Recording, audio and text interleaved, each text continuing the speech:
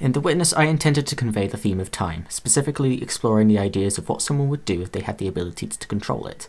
Through this, I wanted to take a brief look into the mind of someone who travels back in time to witness murders as they happen, making the deductive process a whole lot easier and efficient. However, he has one rule: do not intervene, as changing the past can catastrophically change the future. This rule is challenged when he witnesses the horrific murder of a close friend. Though he sticks to his rule in the end, his inner conflict between his principles and his emotions create a compelling narrative that drives the story. This film was shot on the Sony a7S Mark II. I chose this camera specifically as it shoots in 4K and performs very well in low lighting, which I wanted specifically for the evening murder scene. I knew I wanted to convey a change in time through different colour palettes and lighting, so I aimed to have the present day colour palette appear bright but cold by raising the blues and greens in the shots. This is in stark contrast to the murder scene in the evening, as I aimed to make the room look far darker yet warmer by focusing on the dominance of yellows, oranges and reds in the video.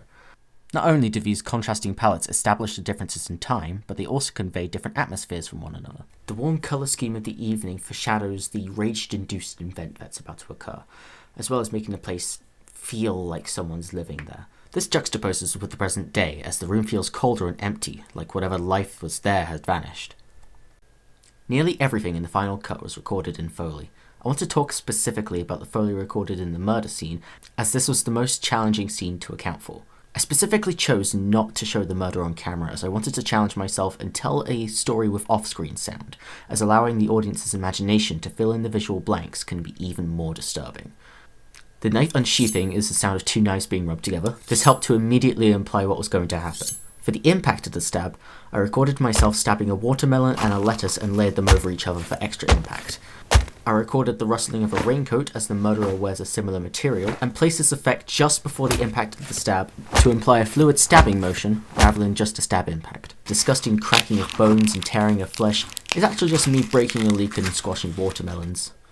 In the editing phase, I found I hadn't planned as well for time as I thought, with my first draft clocking in at 4 minutes, the limit being 2. But I used a multitude of tricks to trim it down without losing any of the main beats of the story or ruining the pace of the film. Number 1. I used J-cuts to imply an action via audio and save time rather than lingering on a shot.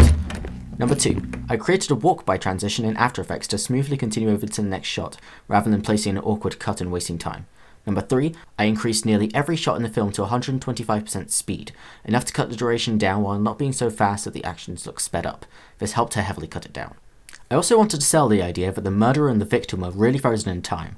I did their close-ups by simply making them freeze frames, but for the shot where the witness was moving in frame while the other two were frozen, I used After Effects to mask out a freeze frame layer that only set the two characters back in motion once the witness's fingers snapped again.